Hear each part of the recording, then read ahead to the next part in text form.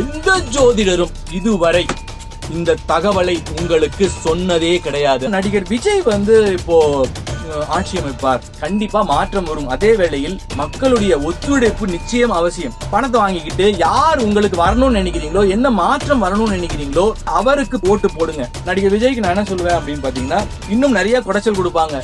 அதிகார பொறுப்பை ஏற்கிறார், இது ஒரு புதிய தகவல், இவன் ஒரு லூசு, இவன் ஒரு முட்டாள், இவன் ஒரு பைத்தியம், சாத்தியம் இல்ல, விமானத்துல பறக்கிறதுக்கு முன்னாடி சாத்தியம் இல்லை, விமானத்துல பறந்த பிறகு சாத்தியம். உன்னை ஏமாத்துறான்டா, உன்னை ஏமாத்துறான், அவனை நான் என்ன பண்ண போறேன். உச்சமான புகழை அடைவேன் நானு. எனக்கு வாழ்க்கையில பாத்தீங்கன்னா எனக்கு உயிருக்கு அச்சுறுத்தல் இருக்கும், என்னுடைய உயிருக்கு அச்சுறுத்தல் இருக்கும், என்னுடைய இறப்பு இப்படிதான் இருக்கும். அதே போல அதிகாரத்துக்கு நான் வரக்கூடிய நபர் சொல்லியிருக்கேன், புதிய நபர், இவர்கள் கண்ணில் விரலை விட்டு ஆட்டுவார்.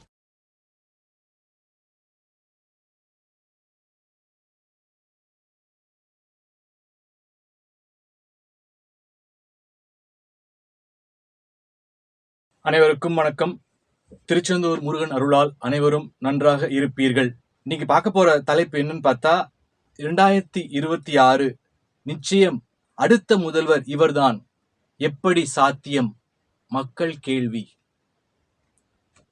அதற்கு முன்னாடி வசுதஹ வசுஹு மஹரிக்திஹை லக்ஷ்மிவான் மகாதனஹ திரவிணப்பிரதஹ ஸ்வஸ்தி கிருத்து.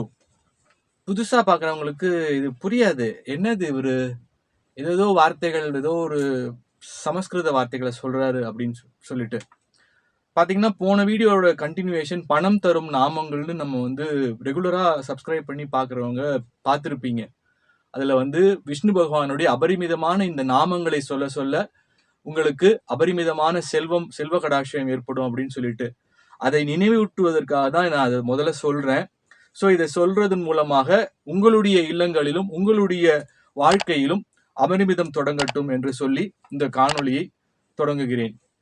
இப்போ பாத்தீங்கன்னா, எப்படி சாத்தியம் அப்படின்னு இப்போ நிறைய பேருக்கு நம்ம பேப்பர் வச்சுக்கிட்டு அப்படியே ஒன் பை ஒன்னா சரி அப்படியே நிறைய கேள்விகளுக்கு பதில் சொல்லணும். ஸோ எப்படி சாத்தியம் அப்படின்னு நிறைய பேருக்கு சொல்லியிருப்பேன். அடுத்த முதல்வர் யாருமே எதிர்பார்க்காத ஒரு புதியவர் தான் ஆட்சிக்கும் அதிகாரத்திற்கும் பாஜகவில் இணைக்கப்பட்டு அவர் மிக பெரும் புகழ் அடைந்து மக்களால் ஏற்றுக்கொள்ளப்பட்டு மக்கள் அவரை கொண்டாடுவார்கள், இவர்தான் வரப்போகிறார் அப்படிங்கிற ஒரு பேச்சு பரபரப்பாக உலக அளவில் பரபரப்பாக பேசப்படும் அப்படின்னு நான் சொல்லியிருப்பேன். இது எப்படி சாத்தியம்? இதெல்லாம் சாத்தியப்படுமா? நிறைய பேர் இப்போ அரைச்சமாவே தான் அரைப்பாங்க அப்படின்ற மாதிரி ஒரு சொல்லியிருப்பேன். இந்த ஆட்டு மந்தை கூட்டம்னு சொல்லியிருப்பேன். அப்படியே ஒரு ஆடு எப்படி போகுதோ அதே போலதான் அது அப்படியே போயிட்டே இருக்கும், அதுதான் கான்சியஸ் மைண்ட் அப்படின்னு நான் பேசியிருப்பேன். அதே வேளையில அந்த ஆடு பாத்தீங்கன்னா கூட்டமா போகுதுல, பின்னாடி எல்லாம் ஒரு ஆடை தொடர்ந்து பின்னாடி அப்படி ஒரு ஆடு மட்டும் அப்படி சேஞ்ச் ஆகி இப்படி போக ஆரம்பிச்சுக்கோங்களேன். அந்த ஒரு ஆடை பார்த்து ரெண்டாவது ஆடு அப்படி திரும்பும், ரெண்டாவது ஆடை பார்த்து இன்னும் 2 ஆடு திரும்பும், 4 ஆடு, அப்படியே 4 40 ஆகும். அப்படியே இந்த டைரக்ஷன் ஆட்டோமேட்டிக்கா திரும்பிடும். அப்போ இந்த மனிதர்களுடைய மனம் எப்படி இருக்குன்னா, ஒருத்தர் எதை ஃபாலோ பண்றாங்களோ தொன்று தொட்டு இங்க திராவிட கட்சிகள் தான் இருக்கு, அதற்கு தான் ஓட்டு போட்டிருக்கோம் அப்படின்ற மாதிரி அவர்கள் சிந்திக்க தொடங்குவார்கள். அப்போ மாறுது கொஞ்சம். நான் சொன்ன மாதிரியே ஒரு உளவியல் ரீதியாக ஒரு மாற்றம் ஏன் வரக்கூடாது அப்படின்னு சிந்திக்க ஆரம்பிக்கும் பொழுது அங்குதான் மாற்றம் தொடங்கப்படுகிறது. அப்போ எப்படி சாத்தியம்ங்கிறதுக்கு நமது பாரத பிரதமர் நரேந்திர மோடியே நம்ம உதாரணமா சொல்லலான்னு இருக்கேன். எப்படின்னு பாத்தீங்கன்னா, அவர் முதலில் அவர் எந்த ஒரு கவுன்சிலர் பதவியோ எந்த ஒரு பதவியோ வகிக்கவில்லை. அவர் முதலில் சட்டமன்ற தேர்தலில் போட்டியிட்டு வெற்றி பெற்று, முதல் தேர்தலிலே அவர் போட்டியிட்டு வெற்றி பெற்று முதல் தேர்தலிலே அவர் முதலமைச்சராக, சீஃப் மினிஸ்டர் ஆஃப் குஜராத், முதல் முறையே அவர் முதலமைச்சராக தீர்மானிக்கப்படுகிறார். அதே போல 3 முறை கன்சிக்யூட்டிவ் 3 டைம்ஸ் அவர் சின்ன எந்த பதவி, அவர் பாஜகவில் அவர் இருந்தார், அவர் RSS உறுப்பினராக இருந்தார், அவர் அங்கு பணியாற்றினார், பாஜகவில் பெரிய பெரிய தலைவர்களுடன் அவர் தொடர்பில் இருந்தார், அவர்களுக்கு உறுதுணையாக இருந்தார். ஆனால் எந்த பதவியும் வகிக்கவில்லை.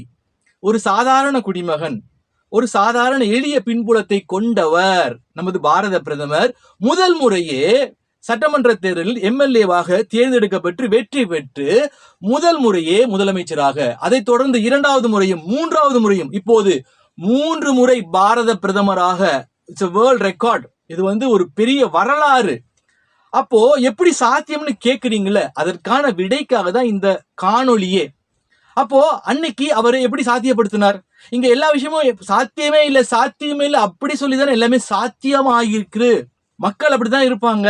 அதற்கு நான் பல உதாரணங்களை சொல்ல போறேன். என்னுடைய இன்ட்யூஷன், என்னுடைய உள்ளுணர்வு சக்தி, என்னுடைய ஆன்மீகம், இதை பற்றியெல்லாம் நான் பேச போகிறேன். என்ன இது புத்தகம்? இப்போ கமிங் டு த டாபிக் பாத்தீங்கன்னா, நான் இப்போ சொல்லிட்டேன், ஒரு விஷயத்த சொல்லிட்டேன். கணா பின்னான்னு இப்போ நிறைய பேர் நன்றி சொல்லணும், நிறைய நபர்கள் வாழ்த்து சொன்னீங்க. மாற்றம் வரணும்னு எதிர்பார்க்கிறோம் சார். நாங்க நிச்சயமா ஒரு பெரிய மாற்றம் வரும்னு நாங்க நினைக்கிறோம் சார். இந்த ஆட்சியின் அவலம் தொடரக்கூடாது சார். தமிழ்நாடு தாங்காது சார் அப்படின்னு காவல்துறையில் இருப்பவர்கள், தருமபுரி, புதுக்கோட்டை, கடையநல்லூர், இப்படி பல்வேறு மாநிலங்கள், பல்வேறு இதுல துறைகள்ல இருந்து நிறைய கால் பண்ணி நிறைய வாழ்த்துக்கள் சொன்னீங்க. அதே போல சில பேர் கடுமையாக கமெண்ட்டும் போட்டிருந்தீங்க, வாய்ப்பில்லை ராஜா, வாய்ப்பில்லை அப்படின்னு. நாம பார்க்க தான் போறோம். எக்ஸ்பைரி டேட் வந்தாச்சுன்னு சொல்லிட்டேன் நானு. சோ ஒரு முடிவுரை எழுதப்படுகின்றது, அவ்வளவுதான். அது எக்ஸ்பைரி டேட், அதுக்கு விதியமைப்பு, அவ்வளவுதான். கிரேஸ் பீரியட் முடிஞ்சு போச்சு. அதுக்கான ஒரு பொற்காலம் அந்த திராவிட ஆட்சிக்கு முடிந்து விட்டது, வரக்கூடிய காலம். அது இல்லாம திரு ஸ்டாலின் அவர்களுக்கு பாத்தீங்கன்னா இப்போ வரக்கூடிய சனி பாத்தீங்கன்னா அஷ்டம சனியாக அவர் செயல்படுவார்.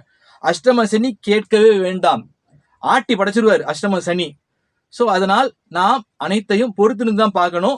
இந்த நான் காட்ட போற புத்தகம் பாத்தீங்கன்னா, இது அனிதா பத்மா பிருந்தா அப்படிங்கிற நான் எழுதிய ஒரு நாவல். எதுக்காக இதை காட்டுறேன் அப்படின்னு பாத்தீங்கன்னா, நான் என்னுடைய வாழ்க்கையில் சில விஷயங்கள், அதாவது இது ஒரு நிறைய காமம் கலந்திருக்கும். இந்த புத்தகத்துல பாத்தீங்கன்னா நிறைய காமம் பத்தி எழுதியிருப்பேன்.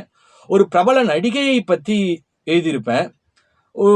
ஒரு புனைந்து எழுதப்பட்ட ஒரு நாவல். ஒரு பெரிய எழுத்தாளர்லாம் எனக்கு ஃபோன் பண்ணி இந்த நாவலை படித்து விட்டு எனக்கு ரொம்ப ஒரு ஆங்கில நாவல் படிச்ச மாதிரி இருந்தது, ஒரு இங்கிலீஷ் நாவல் எவ்வளோ ஒரு பயங்கர இன்ட்ரெஸ்டிங்கா இருக்குமோ அது படிச்ச மாதிரி இருந்தது அப்படின்னு சொல்லி பாராட்டினார். தற்பெருமைக்காக இல்லை, அதாவது இந்த புத்தகத்தை நான் உள்ளுணர்வு பேஸ் பண்ணி ஒரு சினிமாவாக எடுக்கப்பட வேண்டிய ஒரு திரைப்படம் 2019 அனிதா பத்மா பிருந்தாங்கிற ஒரு சினிமா படமாக ஒரு ரொம்ப ஒரு ரொமான்டிக்கான ஒரு மூவியா அதுல பதிவு செய்யப்பட்டு, அதற்கு பிறகு விளம்பரங்கள்லாம் கொடுக்கப்பட்டு சில பல காரணங்களால் அது நடைபெறவில்லை. பிரபஞ்ச பேராற்றல் நினைத்தால் இந்த திரைப்படம் மறுபடியும் பிரசவமாகும். சோ இந்த புத்தகத்தில் உள்ளுணர்வு பற்றி, அரசியலை பற்றி, பெண்களை பற்றி, காமத்தை பற்றி, காதலை பற்றி எழுதியிருப்பேன். அப்படிங்கிற பட்சத்துல இப்போ அரசியல்ல புதுசா ஒரு குண்டை தூக்கி போட்டாங்க இந்த ஆளு, என்னமோ புதுசா ஒருத்தன் வரானா அப்ப நிறைய பேர் கமெண்ட் போட்டாங்க. அதுல பெருமாள் சாமி எனும் நான் தான் அடுத்த சிஎம். ஏப்பா அடுத்த சிஎம் நான் தான், இருந்துட்டு போங்க தாராளமா. மக்கள் உங்களை கொண்டாடினால், மக்கள் ஏற்றுக்கொண்டால், மக்கள் சக்தியை நீங்கள் பெற்றால், மக்களுக்கு யாரு நல்லது செய்யறாங்களோ அவங்க வந்துட்டு போங்க, எனக்கு எந்த பிரச்சனையும் கிடையாது. இதுல காமெடி பண்றதுக்கு எதுவுமே கிடையாது. சோ இது ஒரு வாழ்க்கை கதை. இது அதே மாதிரி நிறைய பேர் இப்போ இவர் கான்ட்ரவர்சியா பேசுவாரு, நிறைய கான்ட்ரவர்சி. இவர் இப்போ புகழ் அடையிறதுக்காக தான் இந்த மாதிரி ஒரு சர்ச்சையான பேசுவாரு. ஏதாவது ஒரு குண்டை தூக்கி ஒரு போடுறதே வேலை இவருக்கு. ஒரு கொளுத்தி போடுவாரு, ஒரு ஆட்டம் பாம்பை கொளுத்தி போடுவாரு, இவருக்கு இதே வேலை அப்படின்னு மீடியாக்கார நண்பர்கள், மீடியா துறையில் இருப்பவர்கள் நினைக்கலாம். மனுஷங்க தானே, ஒவ்வொருத்தருக்கும் ஒவ்வொரு பெர்செப்ஷன் இருக்கும், ஒரு வே ஆஃப் திங்கிங்னு சொல்லுவேன், ஒரு கண்ணோட்டம் இருக்கும் இல்லையா? அப்போ கான்ட்ரவர்சிக்கெல்லாம் உங்களுக்கு விட கிடைச்சிரும். எதுக்காக கான்ட்ரவர்சி ஆச்சு, என்ன விஷயத்துக்காக கான்ட்ரவர்சி ஆச்சு, என்ன என் வாழ்க்கை என்ன, இதெல்லாம் பத்தி நம்ம இந்த பதிவுல நம்ம உண்மையான நான் பார்க்க போறோம். இப்ப பாத்தீங்கன்னா ஒரு ஜோதிடர் ஒரு காணொலி வெளியிட்டு இருக்கார், இது யார் ஆட்சிக்கு வரப்போகிறார் அப்படின்னு சொல்லி. அப்போ அதுல போட்டிருக்காரு திமுக தான் ஆட்சிக்கு வரும் அப்படின்னு அவரு போட்டிருக்காரு. இப்போ திமுக தான் மறுபடியும் ஆட்சிக்கு வந்தது வச்சுக்கோங்களேன், நாடு தாங்காது, வேற எதுவும் இல்லை, நாடு சர்வநாசமாயிரும். அது அந்த நண்பர் அரைச்சமாவே அரைப்பீங்க நீங்களாம் ஒரே. நான் என்ன சொல்றேன்னா, எந்த ஜோதிடரும் இதுவரை இந்த தகவலை உங்களுக்கு சொன்னதே கிடையாது. அதான் சொல்றேன், ஜோதிடம் என்பது வேறு, ஞானம் என்பது வேறு. நான் ஞானத்தின் பார்வையில், நான் ஞானத்தின் ஒரு கோணத்துல நான் சொல்றேன். அது நான் பார்த்துட்டேன். அந்த விஷயத்தை. இது நடைபெறுகின்றது. அப்ப ஞானம்னா என்ன, என்னுடைய இன்ட்யூஷன் உள்ளுணர்வு சக்தி என்ன அப்படிங்கிறதுக்கும் எல்லாத்துக்குமே நான் விடை கொடுக்க தான் வந்திருக்கேன். அப்போ அவர் வெளியிட்டிருக்காரு திமுக தான் ஆட்சிக்கு வரும்னு, ஏதோ தெரியல, அவர் பாவம், அவர் ஆசைப்பட்டுக்கிட்டோம், ஒன்றும் பிரச்சனை இல்லை. அடுத்து பார்த்தீங்கன்னா நடிகர் விஜய் வந்து இப்போ ஆட்சி அமைப்பார், இந்த மாதிரி அவர் ஆட்சி அமைக்க போறார் அப்படின்னு சொல்லி ஒரு பெரிய தொலைக்காட்சி நிறுவனம் அது நடத்தக்கூடிய அவர்கள் நடத்தக்கூடிய வந்து ஒரு யூடியூப் சேனல், பல மில்லியன் சப்ஸ்கிரைபர்ஸ். நம்மளை பார்த்து தான் போட்டாங்களா என்னன்னு தெரியல. ஆனா பாத்தீங்கன்னா நாம 4000 சப்ஸ்கிரைபர்ஸ் கூட இல்லாம பாத்தீங்கன்னா நம்மளது இன்னைக்கு லட்சக்கணக்கில் ரீச் ஆயிட்டு இருக்கு. அதற்கு நான் மக்களுக்கு தான் நான் நன்றிகளை சொல்ல வேண்டும். அதே மாதிரி நிறைய பேருக்கு மாற்றம் வேணும் அப்படின்னு நினைக்கிறீங்க, கண்டிப்பா மாற்றம் வரும். அதே வேளையில் மக்களுடைய ஒத்துழைப்பு நிச்சயம் அவசியம். மாற்றம் வேணும்னு நினைக்கிறீங்களே, அப்போ போடாதீங்க, இந்த திராவிட கட்சிகளுக்கு போடாதீங்க. ஓட்டுக்கு பணம் கொடுத்தா வாங்கிக்கோங்க, பிரியாணி கொடுத்தா வாங்கிக்கோங்க, பணம் கொடுத்தா வாங்கிக்கோங்க, எல்லாம் உங்களுடைய வரி பணம். அப்போ மாற்றம் வேணும்னு நினைக்கிறீங்களே, பணத்தை வாங்கிக்கிட்டு யார் உங்களுக்கு வரணும்னு நினைக்கிறீங்களோ, என்ன மாற்றம் வரணும்னு நினைக்கிறீங்களோ அந்த அவருக்கு, புதியவருக்கு ஓட்டு போடுங்க. மாற்றம் வரணும்னு சொன்னா மட்டும் பத்தாது, நாமளும் மாறணும், நம்மளும் மாத்தி சிந்திக்கணும். பிரபஞ்ச பேராற்றல் அந்த விஷயத்தை நிச்சயமாக அவர்களுடைய மனங்களை மாற்றும். அப்போ இப்போ இன்னொரு பல மில்லியன் சப்ஸ்கிரைபர்ஸ், ஆனா வீடியோ பார்த்தா அது நம்ம அளவுக்கு பெருசா ரீச் ஆகல. எல்லாம் பாத்தீங்கன்னா ஏதோ ஓகே, விஜய் வந்து நடிகர் விஜய் வருவார், அரசியலில் வெற்றி பெறுவார் அப்படின்னு சொல்லி நிறைய பேர் சொல்லியிருக்காங்க. ஸோ நம்மளும் பொறுத்திருந்து பார்ப்போம். இப்போ பார்த்தீங்கன்னா நேற்று தாவேகா கட்சி தோழர்கள் நிறைய பேர் வந்து கைது செய்யப்பட்டு பிறகு வந்து விடுதலை செய்யப்பட்டிருக்கிறார்கள். அதாவது நடிகர் விஜய் அவர்கள் வந்து இந்த மாதிரி அண்ணா யூனிவர்சிட்டியில இந்த பாலியல் வன்கொடுமைக்கு வந்து அவர் வந்து குரல் கொடுத்து ட்விட்டர்ல போட்டதை அவர்கள் ஒரு ஜெராக்ஸ் காப்பியா, ஒரு போட்டோ காப்பியா எடுத்து அதை வந்து பலருக்கு விநியோகம் செய்திருக்கிறார்கள். அதை பொறுக்க முடியாத அரசு வந்து அவர்களை கைது செய்திருக்கிறார்கள். அதற்கு பிறகு விடுதலையும் செய்யப்பட்டிருக்கிறார். ஸோ நடிகர் விஜய்க்கு நான் என்ன சொல்லுவேன் அப்படின்னு பார்த்தீங்கன்னா, நிறைய இது வந்து உங்களுக்கு சாம்பிள், இதுதான் தொடக்கம். உங்களுக்கு இன்னும் நிறைய குடைச்சல் கொடுப்பாங்க, பயங்கரமா குடைச்சல் கொடுப்பாங்க. அதாவது நீங்கள் அந்த சட்டமன்ற தேர்தலில் நீங்கள் போட்டியிட வேணான்ற சிந்திக்கிற அளவுக்கு உங்களுக்கு குடைச்சல் கொடுக்கப்படும். அதை எப்படி பொறுத்து கொள்ள போகிறார், எப்படி அதை சமாளிக்க போகிறார் என்பதை நாம் பொறுத்திருந்துதான் பார்க்கணும். இப்போ பார்த்தீங்கன்னா, இப்போ நான் ஒரு விஷயம் சொல்லிட்டேன், இந்த மாதிரி புதுசா ஒருத்தர் வராரு, அதிகார பொறுப்பை ஏற்கிறார், இது வந்து ஒரு புதிய தகவல், இவன் ஒரு லூசு, இவன் ஒரு முட்டாள், இவன் ஒரு பைத்தியம், இவன் சாத்தியம் இல்லை, விமானத்துல பறக்கிறதுக்கு முன்னாடி சாத்தியம் இல்லை, விமானத்துல பறந்த பிறகு சாத்தியம். அப்ப அன்னைக்கே ஒருத்தன் சொன்னாய், அவனை நம்ம பைத்தியக்காரன் சொன்னோம். அதே போலதான் நாம் இன்று பயன்படுத்தி கொண்டு இருக்கும் கைபேசியும், எல்லாமே சாத்தியம் இல்லை, அதெல்லாம் சான்ஸே இல்லை, எப்படி அதெல்லாம் சாத்தியமா? அதே மாதிரி அவன் வருவானா, அந்த ஆளு புதுசா ஒருத்தன் சொல்றான், ஏதோ லூசு உளறான், வந்து அவன் சொல்லிட்டான்னா அவனுக்கு ஒரு வேலை இல்லை, அவன் சொல்லிட்டான். இது பதிவு தோழர்களே, இது பதிவு. நிச்சயமாக நான் சொல்லக்கூடிய விஷயத்தை எவ்வாறாலும் சொல்ல முடியாது, அது போக போக தெரியும். இந்த பூவின் வாசம் புரியுங்கிற ஒரு பழமொழிக்கு ஏற்ப நீங்கள் எல்லாம் புரிந்து கொள்வீர்கள். அப்போ என்னுடைய இன்ட்யூஷன் பவர் எப்படி நீங்க தெரிஞ்சுக்கிறது? எனக்கு ஒரு ஆன்மீக குருவா இருந்திருக்கேன் நான். பலர் என்னை குருமார், குருஜி அப்படிலாம் கூப்பிடுவாங்க. அப்புறம் நடுவில் ஒரு கான்ட்ரவர்சி ஏற்பட்டது. அந்த கான்ட்ரவர்சியால் நிறைய பேர் வந்து மனம் சொல்லித்து என்ன சார் அப்படின்னு சொல்லி சொன்னாங்க. ஓகே, ஸோ எல்லாமே ஒரு விஷயங்கள் நம்ம கையில் இல்லை. சில விஷயங்கள் வந்து man proposes and God disposes அப்படின்னு, மனிதன் தீர்மானிக்கிறது கிடையாது, எல்லாமே இறைவனால் நாம் முயற்சி செய்யலாம். அதை திருவினை ஆக்குவது, அதை வெற்றி பெற செய்வது அது இறைவனுடைய கையில். அப்போது உள்ளுணர்வு, இப்போ பார்த்தீங்கன்னா எனக்கு நிறைய உள்ளுணர்வு இருக்கு, வரும், தெரியும். கிளைண்ட் வந்தாங்க அப்படின்னா ஜோதிடம் வேற, பார்க்கறது, பார்த்து கணிப்பு சொல்றது எல்லாம் ஓகே. ஆனா டப்புன்னு ஒரு ஸ்ட்ரைக் அவுட் ஆயிடும் மைண்ட்ல. அது இயற்கையாக எனக்குள்ள இருக்கிற ஒரு ஆற்றல், அது இறைவன் கொடுத்தது. டப்புன்னு வந்து இப்போ நம்ம எதிரில் உட்காருவாங்க. நான் பல பேர் கன்சல்டேஷன் பண்ணியிருக்கேன், உளவியலாக நான் கன்சல்டேஷன் பண்ணியிருக்கேன். பெரிய பெரிய பயிற்சி வகுப்புகளை நான் வந்து ஒரு 5 நட்சத்திர ஹோட்டல்ல நிறைய கண்டக்ட் பண்ணியிருக்கேன். எத்தனை பேருக்கு தெரியும்னு தெரியல. ஏன்னா நம்ம 2 சேனல்லையும் போடுறோம், இப்போ ஜோதிடம் சேனல்லையும் போடுறோம், வேற ஒரு சேனல்லையும் நம்ம போடுறோம். ஸோ அதனால நான் சொல்றேன், இப்போ பார்த்தீங்கன்னா எப்படி அது உட்கார்ந்தோன்னே நெகட்டிவ் அடிக்கணும். நமக்கு இவர் இந்த இடத்துல இருந்து வந்திருக்காரு, இவருக்கு இந்த பிரச்சனை இருக்கு, இவருக்கு அப்படிங்கிறது மைண்ட்ல ஸ்ட்ரைக் அவுட் ஆகி அதுக்கு தீர்வு சொல்வேன். இது பயிற்சி இப்போ வந்து ஒரு ஆன்மீகமாக ஒரு 10 ஆண்டுகளாக நான் செய்து கொண்டு வேலை.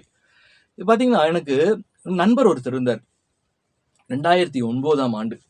அப்போ அந்த நண்பர் வந்து என்கிட்ட ஒரு விஷயம் சொல்றார். இந்த மாதிரி அவர் ஒரு வங்கியில் வேலை செய்து கொண்டிருந்தார். அவருக்கும் அந்த டீம் லீடருக்கும் ஒரு பிரச்சனை போயிட்டே இருந்தது. போயிட்டே இருக்கும்போது ஒரு நாள் வந்து உணவகத்துல நானும் அவரும் ஹோட்டல்ல சாப்பிட்டுக்கிட்டு இருக்கோம். அப்போ அவர் சொல்றாரு, இந்த மாதிரி டிஎல் ரொம்ப பிரச்சனை கொடுத்துக்கிட்டு இருக்கான். அது அவன் இன்னும் நான் ரொம்ப எதிர்த்து பேசிட்டேன். இந்த மாதிரி அப்புறம் பயந்துட்டான் அவன். இந்த மாதிரி அதனால ஒன்றும் அதெல்லாம் அவனை என்னன்னு தெரில, ரொம்ப குடைச்சல் கொடுத்துட்டு இருக்கான். அவனை வந்து நான் எகிரி பேசிட்டேன் அப்படின்னு சொல்றான். எனக்கு என்ன வந்ததுன்னு தெரில. அப்போ நான் கரெக்டாக ஒரே ஒரு விஷயம் சொன்னேன் என் நண்பர்கிட்ட. அவர்கிட்ட நான் என்ன சொன்னேன்னா, உனக்கு குண்டு வச்சிருவான் அப்படின்னு. பார்த்துட்டு அவர் திரு முழிச்சாரு. என்ன சொல்றாரு இவரு, என்ன சொல்றான் புரியல அப்படின்னா. குண்டு வச்சிருவாங்க பாரு அப்படின்ட்டேன். பாருன்னு சொல்லிட்டு அதோட முடிச்சுட்டேன். நான் அதுக்கு மேலே நான் எனக்கு என்ன தோணுச்சதில்ல, சொல்லிட்டு நான் விட்டுட்டேன், அவ்வளோதான். கரெக்டாக ஒரு 10 நாள் இருக்கும். நான் ஒரு தியேட்டரில் பசங்க படம் பாண்டிராஜ் இயக்கத்தில் அந்த படம் வெளிவந்து நான் பார்த்துட்டு இருக்கேன். அந்த படத்தை பார்த்துட்டு இருக்கும்போது எனக்கு அவர்கிட்ட இந்த நண்பர்கிட்ட எனக்கு ஃபோன் வருது. இந்த மாதிரி எங்கே இருக்கேன், நான் ஒரு திரைப்படத்தில் இருக்கேன் அப்படின்னு சொல்கிறேன். அப்போ அவர் சொல்கிற, இல்லை நீ தயவு செஞ்சு கொஞ்சம் வா, முக்கியமான விஷயம், நான் உங்கள்கிட்ட பேசணும், பேசி ஆகணுன்றார். இல்லை நான் படம் முடிச்சுட்டு நம்ம பேசுவோமே, படத்தை முடிச்சுட்டு வரேன். இல்லை முக்கியமாக நான் படத்தை விடு, நான் முக்கியமான ஒரு விஷயம், ப்ளீஸ் வா அப்படின்றார். நானே தேட்டருக்கு வந்து உன்னை பிக்கப் பண்ணிக்கிறேன்றார். ஓகே அப்படின்னு சொல்லிட்டு நான் அந்த தேட்டருக்கு அவர் வந்தார். போகிறேன். போயிட்டு வீட்டில் உட்கார்ந்த பிறகு நீ ஒன்று சொன்ன அப்படி கூட சொல்ல, நீ ஒன்று சொன்னன்னு சொல்ல, ஒரு விஷயம் நடந்துருச்சு அப்படின்னாரு. ஒரு விஷயம் நடந்துருச்சு அப்படின்னு சொன்னார்.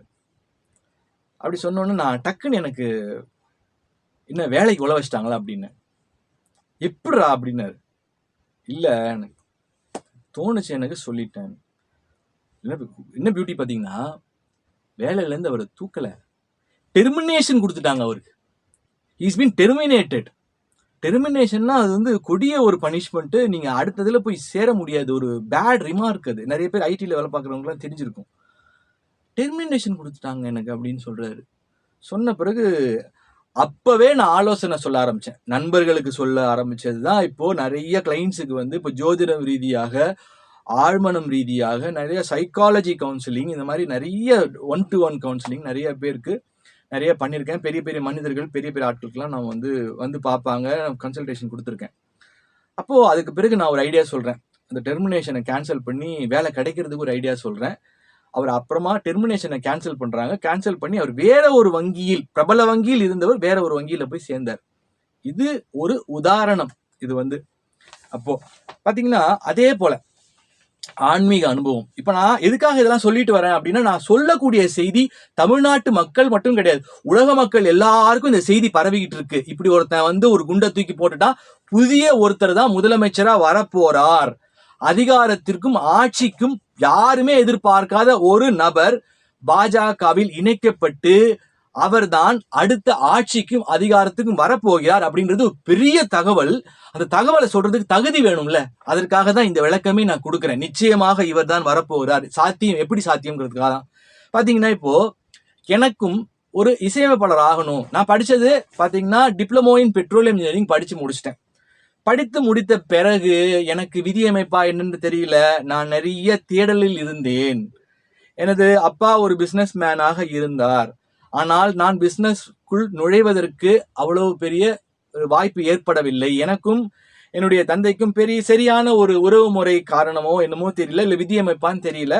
நான் வந்து வேற ஒரு சினிமா ஒரு தேடல்ல இருந்தேன். நான் சினிமா ஒரு கலை ஆர்வத்தோட நான் இருந்தேன். அதற்கு பிறகு படிக்கணும்னு நினைச்சேன். ஹையர் கிளாஸ் பிடெக் படிக்கணும்னு நினைச்சேன் இன் கெமிக்கல் இன்ஜினியரிங்.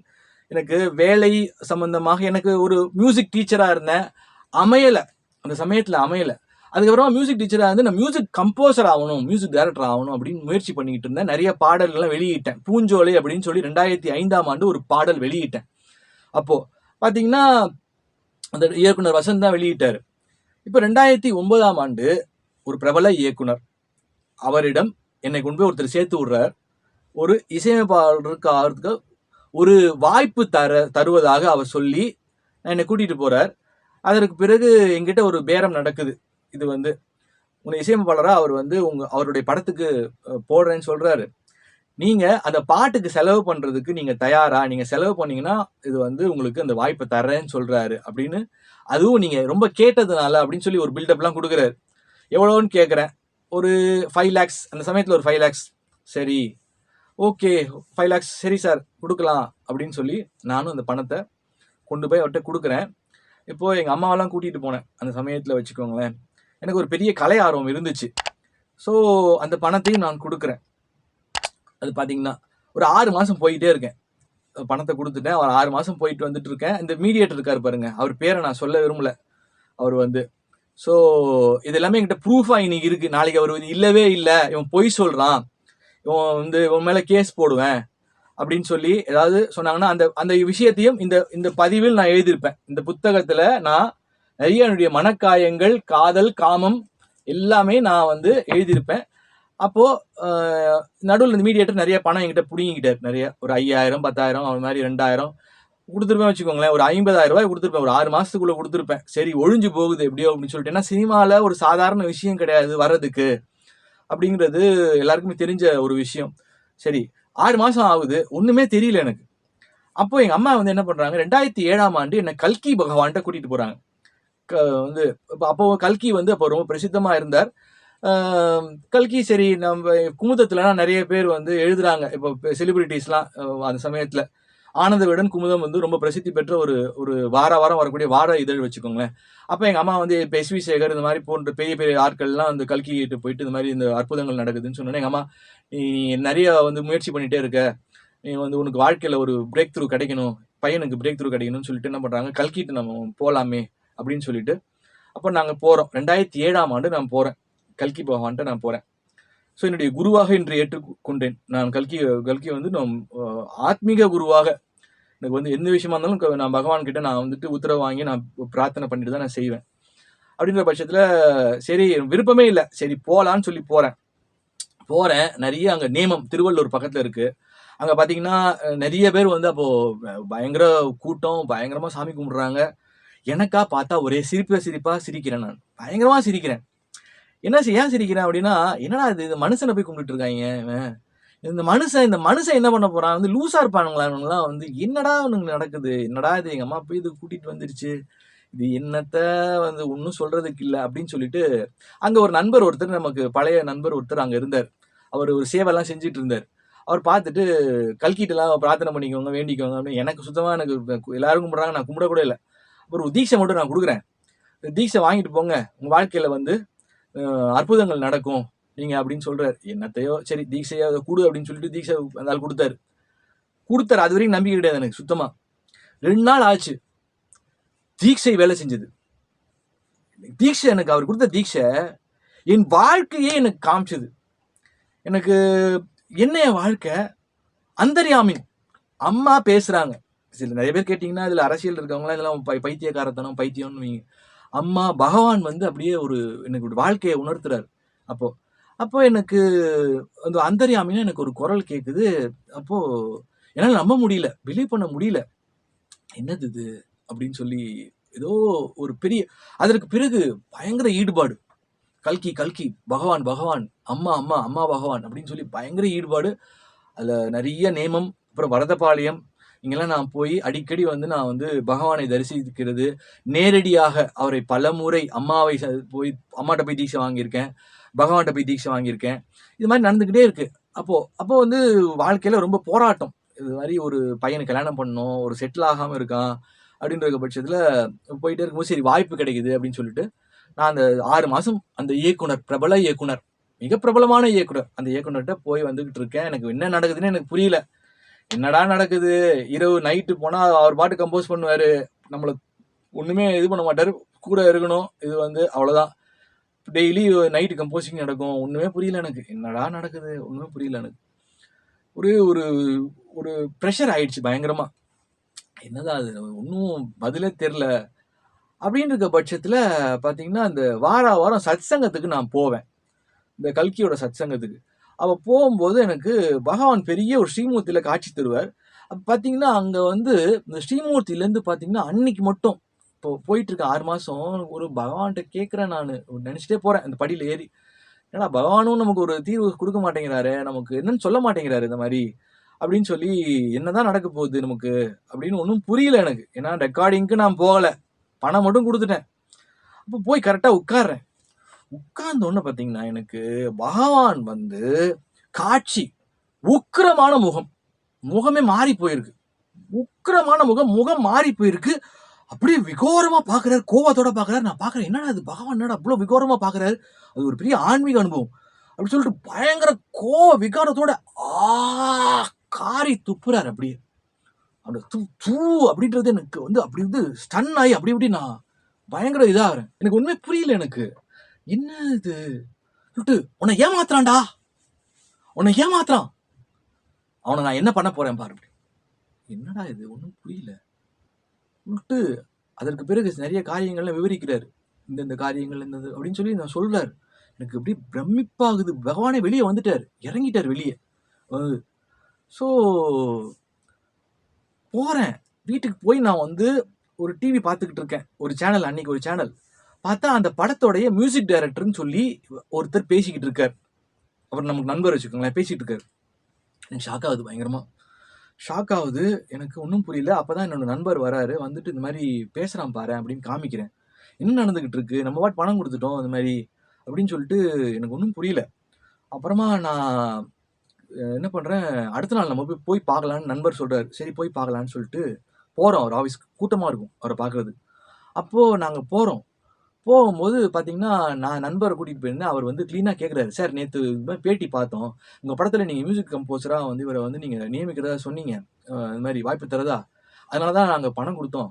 இப்போ நீங்க பாட்டுக்கு செலவுக்கு நீங்க வாங்கிக்கிட்டீங்க. இப்போ பார்த்தீங்கன்னா, வேற ஒரு மியூசிக் டைரக்டர் வந்து ஒருத்தர் பேசிட்டு இருக்காரு உங்க படத்துக்கு அப்படின்னு சொல்றாரு.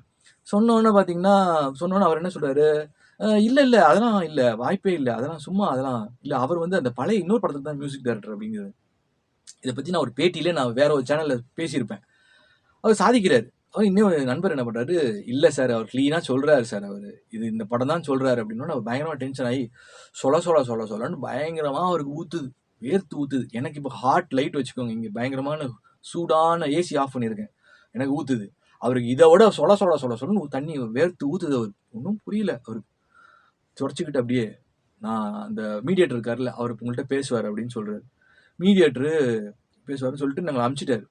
மீடியேட்டர் சாயங்காலமா ஃபோன் பண்றாரு. எங்களுக்கு ஃபோன் பண்ணிட்டு வீட்டுக்கு வர சொல்றாரு. வீட்டுக்கு வந்து பயங்கரமா மிரட்டுறாரு எங்களை.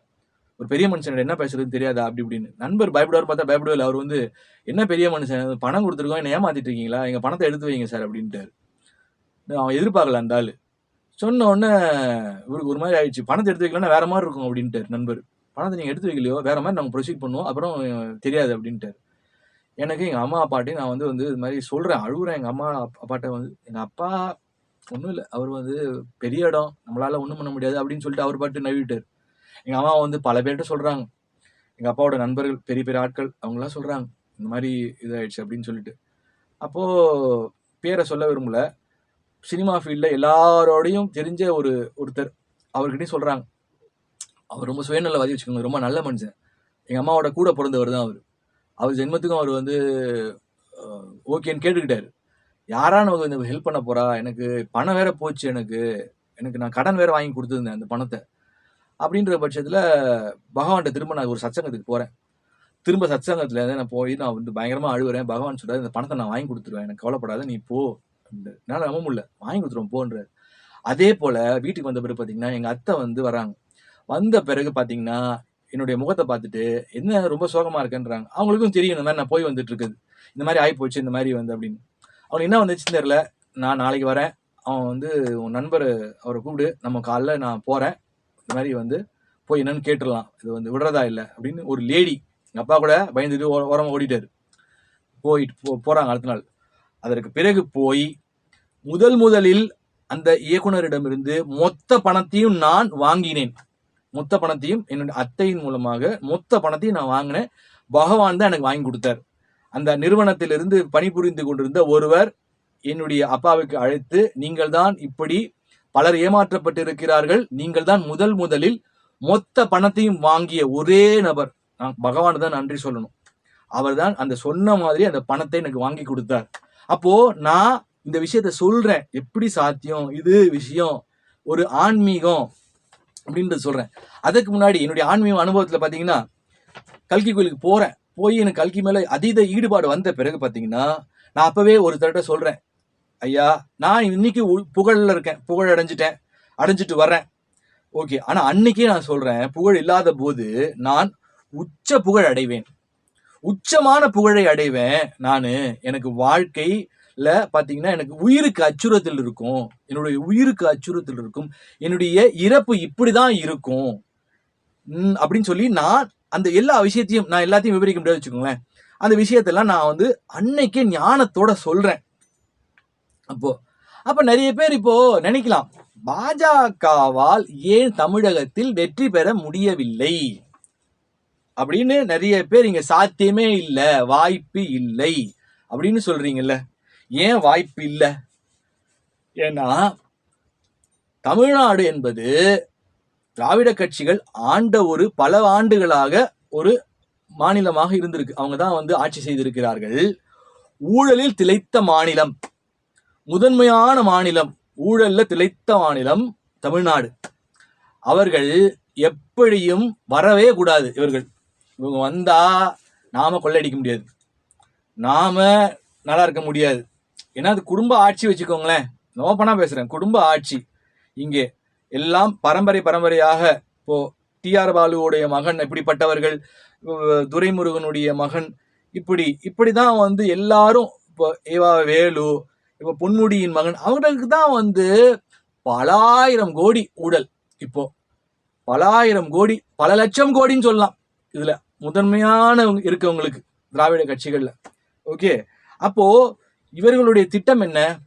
பாஜகவை மதவாத சக்தின்னு சொல்றது. எங்களை மாதிரி ஆட்களை மதவாத சக்தி, சங்கி, காவி, இது வந்து இவர்கள் நாட்டை சீர்குலைத்து விடுவார்கள். ஆமா, இவர்கள் வந்து இப்போ நாட்டை வந்து இப்போ எப்படி நிதி கொடுப்பாங்க? இங்க சாதாரண ஒரு மழை பெய்யுது, இப்போ சென்னை சிட்டியில பாத்தீங்கன்னா 2 மணி நேரம் பெய்யற மழைக்கு, 1 மணி நேரம் பெய்யற மழைக்கு, 2 மணி நேரம் 1 மணி நேரம் பெய்யற மழைக்கு குளங்கொட்டையா நிக்குது சிட்டியில. இப்போ கிராமப்புறங்களை எடுத்துக்கோங்க. இப்போ வந்து அப்போ ஊழல், பிரிச்சாளிகள், என்னை பொறுத்த வரைக்கும் கடைந்தெடுத்த ஊழல், எதிலும் ஊழல், எல்லாவற்றிலும் ஊழல். இப்போ மக்கள் தான் யோசிக்கணும், மக்கள் தான் திருந்தணும்.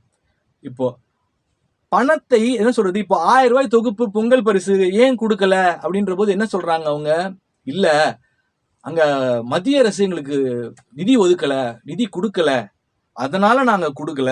இப்போ எடப்பாடி பழனிசாமி அவர்கள் 2500 ரூபாய் கொடுத்தார் அவர் ஆட்சி செய்த போது.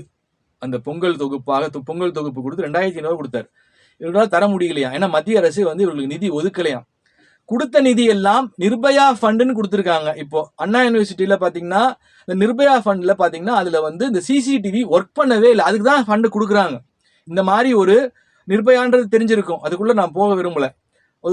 ஒரு பெண் பாலியல் துன்புறுத்தப்பட்டு அது வந்து ஒரு பெரிய கேஸ் ஆச்சு. அப்ப நிர்பயா ஃபண்டுன்னு சொல்லி ஒரு 1000 கோடி ரூபாய் கொடுத்துருக்காங்க. அது அண்ணா யூனிவர்சிட்டியில வந்து அந்த சிசிடிவி ஃபுட்டேஜ், அந்த கேமரா வேலை செய்யலன்னு சொல்றாங்க.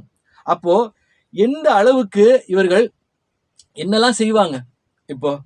அதனால காவி, சங்கி, மதவாதம், இவர்கள் நாடை நாசம் ஒரு பானை சோத்துக்கு ஒரு சோறு பதம்னு சொல்லுவோம். இப்போ நீங்க செய்யறதை விட, நான் சொல்லிட்டேன்ல, 1000 ரூபாய் கொடுக்குற இடத்துல மகளிருக்கு பாஜக வரும் பட்சத்தில் 2000 ரூபாய் கொடுப்பாங்க, அதற்கு மேலும் பல சலுகைகள் கொடுப்பாங்க. அவர்கள் மத்தியில் ஆண்டு கொண்டு இருக்கிறார்கள். இது அப்போ நாம அரைச்ச மாவை தான் அரைப்போம். நேற்று நைட் எனக்கு ஒருத்தர் ஃபோன் பண்ணாரு 12 மணி கூட, நான் உதயசூரியன் தான் ஓட்டு போட போறேன். போடுங்க, நாடு நாசமாயிரும், வேற எதுவும் இல்ல. ரஜினிகாந்த் சொல்லுவார்ல, ஆண்டவனால் கூட காப்பாற்ற முடியாது அப்படின்னு சொல்லுவார். இப்போ திரும்ப வந்தாங்கன்னு சத்தியமாக இறைவனால் கூட காப்பாற்ற முடியாது. கொள்ளை கோடிக்கணக்கில் கொள்ளை, பல ஆயிரம் கோடி கொள்ளை, அவர்கள் குடும்பம் மட்டும் வாழ்ந்து கொண்டிருக்கும், அவ்வளவுதான்.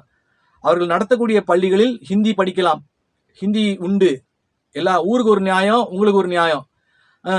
அரசு நடத்தக்கூடிய பள்ளிகளில் ஹிந்தி வந்து தடை செய்யணும், இது ஹிந்தி படிக்க கூடாது.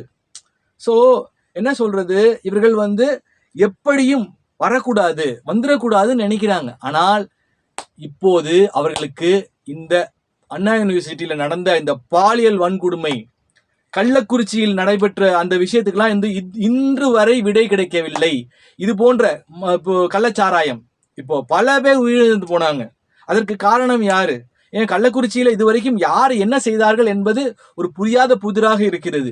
இப்படி சொல்லிக்கிட்டே போலாம். அண்ணா யூனிவர்சிட்டியில இப்போ பெரிய இதுல வேற ஒரு பெண் அமைச்சர் சொல்றாங்க, எங்களுடைய ஆட்சியில பாத்தீங்கன்னா இப்போ தூக்கு தண்டனை கொடுத்திருக்காங்க. இப்போ ஒருத்தர் 2 வருஷத்துக்கு முன்னாடி ஒரு பெண்ணை சென்னையில் ஆலந்தூர் ஸ்டேஷன்ல அவர் வந்து காதலிக்கவில்லைன்னு சொல்லி அவர் வந்து பிடிச்சு தள்ளி அந்த பெண் வந்து இறந்து போறாங்க, ட்ரெயினால் அடிபட்டு. அதற்கு பிறகு பாத்தீங்கன்னா அவர் வந்து சிறையில் இருந்தார் ஒரு நாள் வரைக்கும். இப்போது நீதிபதி அவருக்கு தூக்கு தண்டனையை கொடுத்திருக்கிறார். உடனே இவங்க வந்து நாங்க தான் கொடுத்தோம், எங்க ஆட்சி வந்து அப்பேற்பட்ட பெண்களுக்கு அரணான ஒரு ஆட்சி, இதெல்லாம் நாங்க அப்படி இருக்கோம் அப்படின்னு சொல்றாங்க. என்னை பொறுத்த வரைக்கும் பாத்தீங்கன்னா எனக்கு பலரோடையும் தொடர்பு இருக்கு. அப்போ கேரளாவுடைய சீஃப் மினிஸ்டர் பினராயி விஜயன் அவர்களுடைய நண்பர் எனக்கு ஓரளவுக்கு பழக்கம். அப்போ அவருடைய பெண் வந்து இங்க படிக்கணும்னு ஆசைப்படுறாங்க, இங்க சென்னையில படிக்கணும்னு ஆசைப்படுறாங்க.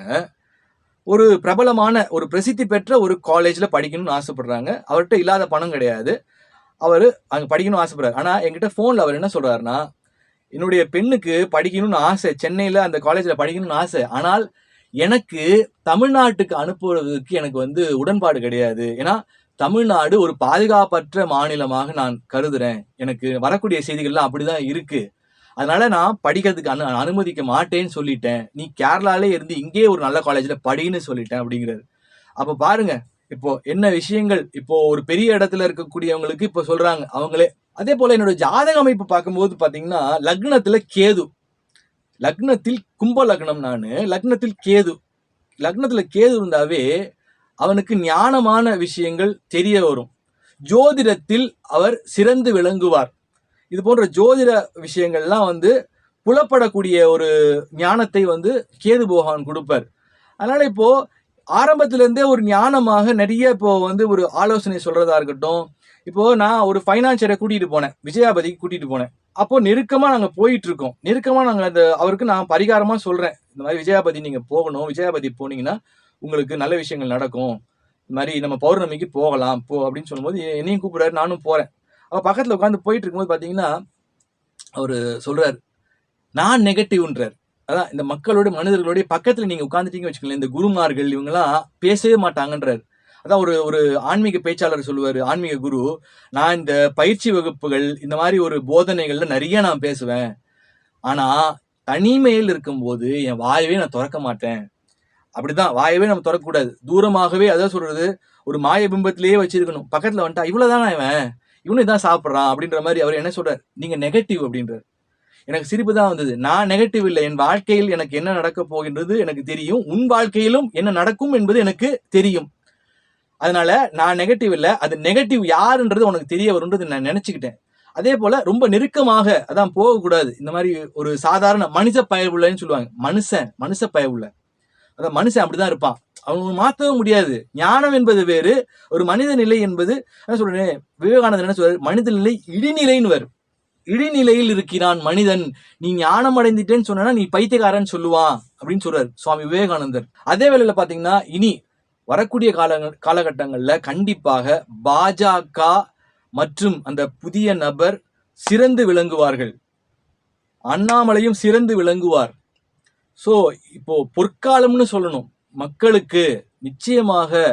அதாவது ஏன் வேரூன்றி போயிருக்கும் இந்த வயதானவர்களுக்கெல்லாம் பாத்தீங்கன்னா, அந்த ஜீன்லே வந்து ஒருத்தன் ஏழையா இருந்து அவன் பணக்காரனா ஆகணும் அப்படின்னா அந்த ஜீன் வந்து உடைக்கணும், பிரேக் த பேரியர்னு சொல்லுவேன். அவனுடைய அந்த ஜீன்லே ஊறி போயிருக்கும். அந்த திராவிடம்ங்கிறது, திராவிட மாடல் அரசுன்னு இவங்க சொல்றாங்கல்ல, அந்த ஜீன்லே ஊறி போயிருக்கும். அந்த ரெட்டை இலையை பார்த்தா, அதனாலதான் சிம்பிள் ரொம்ப முக்கியம்.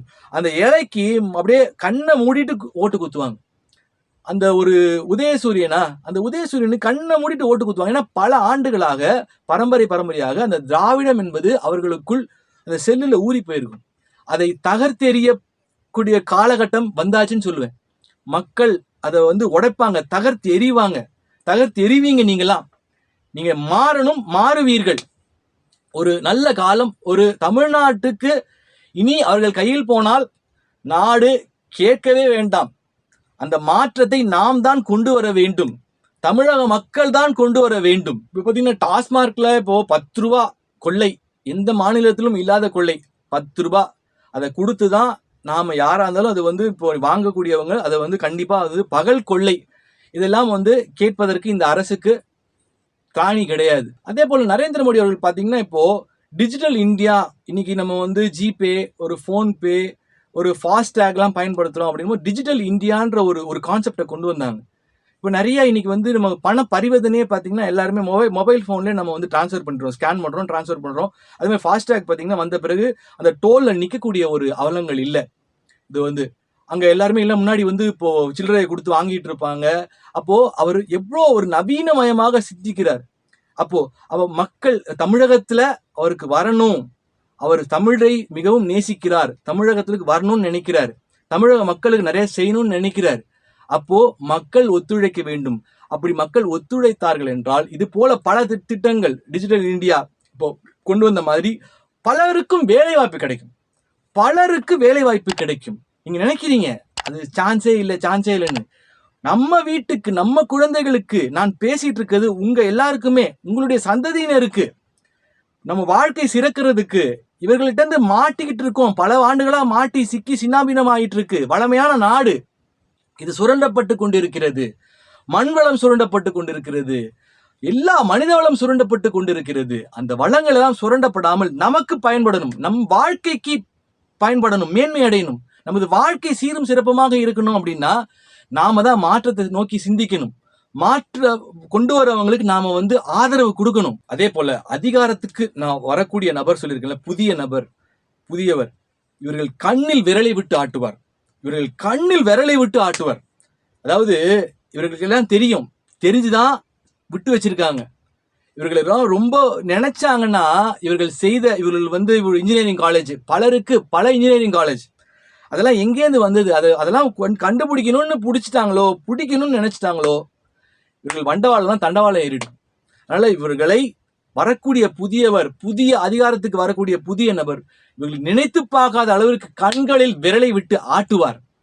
அதே போல இப்போ அண்ணா யூனிவர்சிட்டியில் நடந்த இந்த பாலியல் வன்கொடுமைக்கு பார்த்தீங்கன்னா, அன்றைக்கு பொள்ளாச்சியில வந்து பாலியல் வன்கொடுமைக்கு நக்கீரன் கோபால் அவர்கள்லாம் பயங்கரமா கொந்தளிச்சு வீடியோ போட்டாங்க, பயங்கரமா போட்டார்.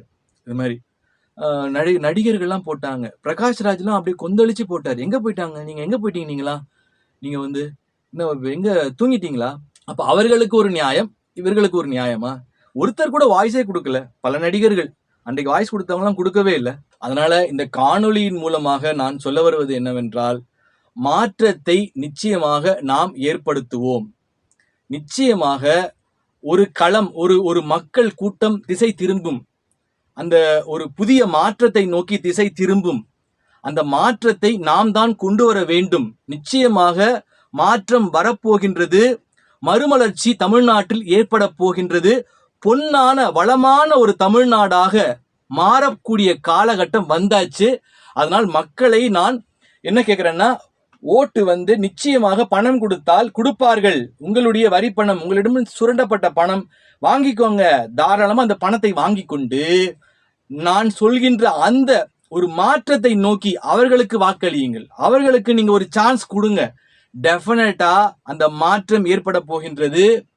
அந்த மாற்றத்தை நாம் அனைவரும் கொண்டாடுவோம். இது போல பல அரசியல் சம்பந்தமாக மற்றும் ஜோதிடம் சம்பந்தமாகவும் ஆன்மீகம் சம்பந்தமாகவும் நிறைய காணொளிகளை தொடர்ச்சியாக நான் பேசுவேன். அதனால ஆதரவு கொடுங்க. இந்த காணொளியெல்லாம் பலருக்கும் ஷேர் பண்ணுங்க. நல்லவைகள் நம் தமிழ்நாட்டில் நடக்கட்டும். உலக மக்கள் அனைவராலும் அது பாராட்டப்படட்டும். மேலும் இது போன்ற ஒரு காணொளியில் நான் விரைவில் உங்களை சந்திக்கிறேன். உளவியல் சார்ந்து நானும் சில புத்தகங்களை எழுதியிருக்கேன். அது வந்து இப்போ என்ன புதுசான ஒரு ஆடியன்ஸ் பார்க்குறீங்க, இப்போ புது சப்ஸ்கிரைபர்ஸ், புது சேனல், அதனால என்னை பற்றி நிறைய பேருக்கு தெரியாது. நான் எழுதிய முதல் புத்தகம் ஆழ்மனமும் அதன் அபரிமித ரகசியங்களும் குக்கு எஃப்எம்ல available. Lakhs and lakhs of people படிச்சிருக்காங்க இந்த புத்தகத்தை வந்து. ஸோ சப்கான்ஷியஸ் மைண்டை பற்றி இந்த புத்தகம் பேசுது. ஸோ இதெல்லாம் வந்து ஒரு பெரிய ஆழ்மன சக்தி அப்படிங்கிற ஒரு விஷயத்தை இந்த புத்தகத்தில் வந்து நான் ரொம்பவே ஒரு குறிப்பிட்டு எழுதியிருப்பேன். ஸோ அதே மாதிரி அடுத்த புத்தகம் உளவியல் ரீதியாக பணமே ஓடோடி வா. எப்படி நம்ம வந்து பணத்தை கையாளணும், அப்படி ஒரு எப்படிலாம் ஒரு ஸ்ட்ராட்டஜி, ஸ்பெண்ட் த்ரிஃப்ட், இந்த மாதிரி ஒரு நிறைய சைக்காலஜியா என்னென்ன விஷயங்களை ஹேண்டில் பண்ணணும் அப்படின்றது இந்த புத்தகத்தை வந்து சொல்லியிருப்பேன். அதே மாதிரி பார்த்தீங்கன்னா 3வது புத்தகம் பார்த்தீங்கன்னா பேராற்றல் படைத்தவர்களே எழுந்திருங்கள். அது வந்து ரொம்ப மோட்டிவேட்டிங்கான ஒரு புக்கு. யாரெல்லாம் சோர்வா இருக்காங்களோ வாழ்க்கையில வந்து அந்த புத்தகங்கள் வாங்கி படிக்கும்போது மிகப்பெரிய ஒரு உத்வேகத்தை கொடுக்கும். 4வது நான் எழுதிய ஒரு சினிமா நாவல், இது வந்து ஒரு நாவல் பேஸ்டு, ஒரு 3 பெண்களை பத்தி ஒரு நாவல் எழுதியிருப்பேன். அனிதா, பத்மா, பிருந்தா அப்படிங்கிற ஒரு நாவல். ரொம்பவே இன்ட்ரெஸ்டிங்கா இருக்கும். ஒரு லைஃப்ல வந்து எப்படி வந்து நம்ம என்னெல்லாம் ஒரு பெண்களை சந்திக்கிறோம், எப்படிப்பட்ட ஒரு மாற்றம் ஏற்படுது அப்படிங்கறத இந்த புத்தகம் சொல்லும். அடுத்தது மேசிவ் ஹிட்டான புக் பாத்தீங்கன்னா என்னோடது கோடிக்கணக்கான ரூபாயை ஆழ்மனதை இயக்கி அடைவது எப்படி. இது மேசிவான ஹிட். இந்த புத்தகம் எல்லாம் பாத்தீங்கன்னா குக்கு எஃப்எம்ல இருக்கு. இது வந்து ஹாட் காப்பி வாங்கி படிக்கணும்னு நினைக்கிறவங்க ஹாட் காப்பீஸ் வந்து பிளிப்கார்ட்ல அவைலபிள் இருக்கு, அமேசான்ல அவைலபிள் இருக்கு, இல்ல வாட்ஸ்அப் எண் கொடுக்கப்பட்டிருக்க வாட்ஸ்அப் எண்ல வந்து தொடர்பு கொண்டு இந்த புத்தகத்தை வாங்கி வாழ்க்கையில் முன்னேற வேண்டும், வாழ்க்கையில பெரிய ஒரு மாற்றத்தை ஏற்பட வேண்டும், பணம் சம்பாதிக்கணும் அப்படின்ற ஒரு மனோநிலை இருப்பவர்கள் கண்டிப்பாக இந்த புத்தகத்தை வாங்கி படிப்பவர்களுக்கு நிச்சயமாக ஒரு பெரிய மாற்றத்தை ஏற்படுத்தும். அடுத்ததாக நான் எழுதிய புத்தகம் செல்வந்தர்களின் ஆழ்மன ரகசியங்கள். ஸோ இதுவுமே வந்து ஒரு எல்லாமே based of subconscious mind and எண்ணங்களை வளமையாக்குங்கள். இதுவும் ஒரு பெரிய ஒரு ஹிட்டான ஒரு புக்கு. ஸோ இது வந்து எண்ணம் தானே ஒரு வாழ்க்கையில ஒரு மனிதனுக்கு ஒரு பெரிய மாற்றத்தை ஏற்படுது. ஸோ அந்த எண்ணங்களை எப்படி நம்ம வந்து ஒரு வளமையா வச்சுக்கிறது அப்படிங்கிறத பத்தி இந்த புத்தகம் சொல்லும். இதெல்லாம் வாங்கி படிக்க வேண்டும் என்று நினைப்பவர்கள் குக்கு எஃப்எம்ல போய் நீங்க வந்து அங்கேயும் லாகின் பண்ணி பார்க்கலாம். மற்றபடி பிசிக்கல் காப்பி வேணுங்கிறவங்க எங்களை தொடர்பு கொண்டோ இல்லை பிளிப்கார்ட் மூலமாகவோ வாங்கி இந்த புத்தகங்களை படித்து பயன்பெறலாம். இந்த வீடியோ பிடிச்சிருந்தா லைக் பண்ணுங்க, ஷேர் பண்ணுங்க, சப்ஸ்கிரைப் பண்ணுங்க. ஸோ அடுத்த வீடியோவில் சந்திப்போம். நன்றி, வணக்கம். மேலும் பல அபரிமிதங்களுடன் உங்களுக்கு ஆற்றலாகவும் நம்பிக்கை ஒளியாகவும் ஏஎல் சூர்யா. இந்த பதிவு உங்களுக்கு பிடித்திருக்கும் பட்சத்தில் இதனை உங்கள் நண்பர்களுக்கும் நல் உறவுகளுக்கும் பகிர்ந்து